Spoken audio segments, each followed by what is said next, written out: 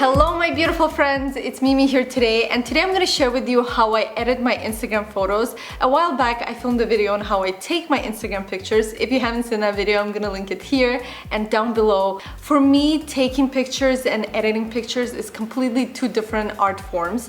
Taking the pictures is different and editing is completely different too. I'm gonna share in this video my favorite apps and little techniques that I use to edit the pictures that makes a huge difference to the quality of the picture. So if you wanna know my secrets, then keep on watching. Alright, so this is what my Instagram account looks like. I don't have any particular theme. I sort of just have pictures that make me happy. If I had to describe my Instagram account in any way, I would say that my photos are light, bright, and colorful. Alright, so today I'm going to share with you how I edited some of the photos. For example, this one that is sort of a selfie picture and a few other pictures. First, I'm going to go to one of my favorite apps, and some people call this VSCO, some people call it VSCO. And I've already selected a picture here, but if I didn't, I would go here. So you do the plus. I usually put the pictures that I want to share in my favorites. So import favorites, and then unedited picture would be there. So select that and then open that up. And then I'll go into the editing mode, and I'll start first with the setting that allows me to add light, contrast, color, and all these awesome things. So I usually add some exposure, which brightens the picture. I usually don't go over 1 and 2, depending of course on the photo quality. Sometimes I would add contrast. For this picture, I find that it makes it a bit too dark, so I'm gonna keep it at 0. Then I almost always add a bit of saturation, 1 or 2 at the very most. If I'm posting like a picture of my face, obviously I wouldn't want it to be too colored, so I'm gonna keep it at 1 because otherwise it's not gonna look natural. That's it for that. Then I'm gonna go into filters, and my favorite filter at the moment is HB1. I usually go through phases where I like different filters, so at the moment it's all about HB1. This is a bit much, so I'm gonna go down. Again, depending on what the picture is, I add more or less of the filter, but because this is a selfie, I find that anything above 1 will make it look a bit too much and not natural. So alright, so I'll probably keep it at 1 and then save the picture. Save, and always in the biggest quality. Next, what I'm gonna do is go to my other favorite app that I couldn't live without, and that is Facetune. I absolutely love Facetune, and this one costs money, but I think it's totally worth it. So then I'm gonna pull that picture. I mean, it's there because it's the last picture that I edited, but I'm gonna pull up the new one that I just showed how to edit now. So I'm gonna pull that picture in Facetune. Okay, so here is what I normally would do is I would widen the background. I don't really do it on this picture, but I usually do it.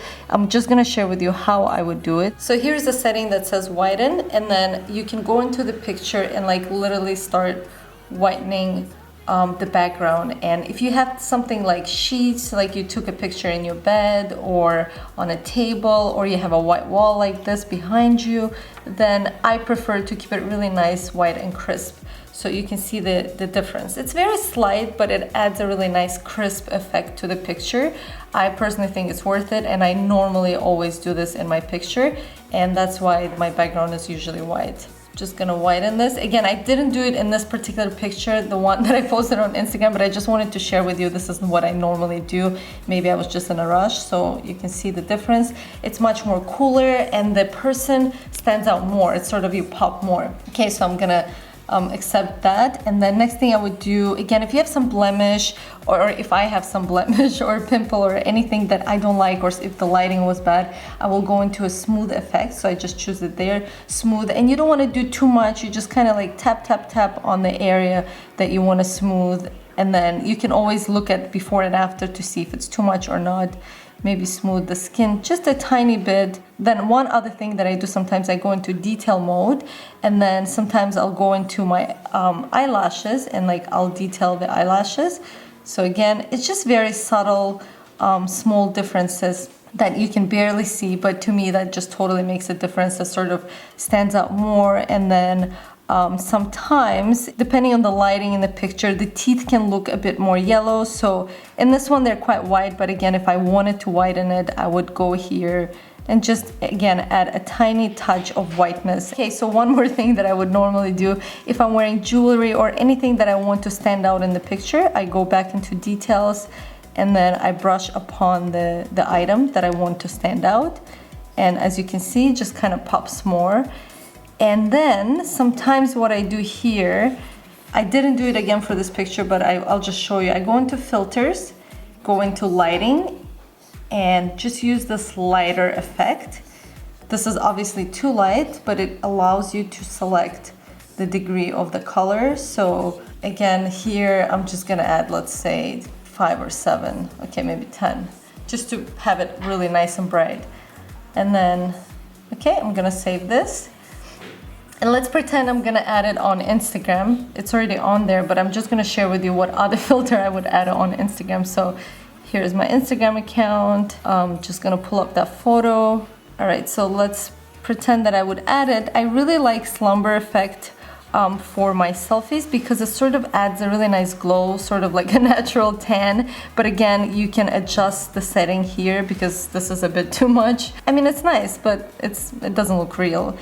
So I would probably add like anywhere between 10 to 15. And again, you can always do before and after to see if it's like too much or not. And yeah, the picture is ready to be posted. And here's the edited photo. I'm gonna show you how to edit another photo. So I'm just gonna import it from favorites. And it's gonna be a photo that we took at Regent's Park recently. It's this one right here. So this is the picture. Again, I'm gonna go into the setting, add some light, 1, maybe 2. This is a bit bright, so I'm gonna keep it 1. I might add contrast. Yes, I kind of like the contrast effect here, so the color pops out more. So I'm gonna go with that. Then I'm gonna add some saturation. 1 is gonna be more than enough, and that's all for that. Next, I'm gonna go into the filter. Like I said, I really like the HB1 filter, but again, this is a bit too much. I'm gonna bring it all the way down. Maybe keep it a 5. I kind of like it a bit stronger here. You can see what it does to the picture, so it makes it a bit more cooler, and it adds this mattifying effect. So it adds a bit more shadows and makes it look more, gives it sort of that Instagram effect, I like to say. So I'm gonna keep it a 5 and accept this as it is. Next, I really want to add more saturation. So I'm gonna go into another favorite app of mine, which is Afterlight. And I used to use this one a lot more, but after I discovered VSCO Cam, I started using that one more often. So again, I'm gonna go into recently added, select my photo, use, and then right now here, I'll probably just go into saturation first and add a bit more color. Again, you can go before and after. As you tap on it, you see the before and then you see the after. Maybe this is a bit much. I'll just keep it at 14. So this effect is really nice and pops the color as well. So I'll accept that here. And then I really like to add this other filter here. It's in the setting guest, and then it's called rust. So it's under rust. And this is obviously a bit too much. What it adds is like really nice shadows, makes the picture look a bit more vintagey. And then I'm gonna bring this effect down to 25. Again, as you can see, this was very sharp, and now with this effect, it's sort of more romantic and has more shadows in the photo. So I'll probably keep it at 25, accept the changes, and save the picture. I'm gonna show you how to edit one more photo of these flowers and shoes that I took. And these kind of pictures are something I take often, so I will go into, again, the settings, brightness, contrast. Again, with the flowers, I might even go as far as 2 just to add more depth. And as you can see, when you add contrast, it also adds more pop to the colors, which is a really nice effect. Again, I'm gonna add some saturation and then go into the filters. Here, I'm gonna add HB1 again. This is obviously way too much. I'm gonna bring it down to 3. I think this is good enough. And then I'm gonna save this photo. Next, I'm gonna go to Facetune. So I'm gonna bring that up and open the picture that I just edited. All right, what I'm gonna do here is again use this widen effect, and I do this a lot with pavements and walls on the streets and things like that. So I'm just gonna start whitening the floor because I want it to have a really nice even color. And another thing is I really like pictures to be a bit more cool rather than warm. So I'm gonna go and widen all of this, and then as you can see, this is before and after. So here you can obviously zoom in and make sure that if you, let's say, went over a flower or your shoe, you can go back with an eraser and erase these changes. So this is before and after. Just to me, it looks a bit more smooth and nice. So I'm gonna save this right now. Oh, okay, before I do this, I'll save this, and then I wanna add some details to the bows on my shoes. So I'm gonna go into details and highlight the bows so they stand out more on the picture. I don't know if you see, but I'm just gonna zoom in to show you. Just adds a really nice pop. I might also go into the flowers and add a bit more detail to the flowers. I kind of just tap on what I want. I don't do it overly, because if you overdo it, your picture will just look a bit fake. So you just want to kind of tap on some areas of the picture to make them stand out. So as you can see, even with the before and after, you can only slightly see the difference. And then I'm gonna save that. And one last thing I'm gonna do is I'm gonna go into Afterlight. So yes, sometimes I use all 3 apps to edit one picture, and that's why it takes me sometimes 5 to 10 minutes to edit one photo. So here I'm gonna pull up that photo that I just saved. And again, I'm just gonna go and add a little bit of color. And the reason I use Afterlight sometimes instead of VSCO to add saturation, because here obviously I have more control over how much saturation I add. So I can add as little as 1 or 2, or as much as, you know, really 100, which would be a bit too colorful. Oops, I have a message. All right, and here again I can do before and after to see the before and after. The changes are very subtle, and that's all about the art of editing. You never want your picture to look like it's over edited. That's the worst thing ever. So now that I added the color, I'm just gonna save it and post it on Instagram.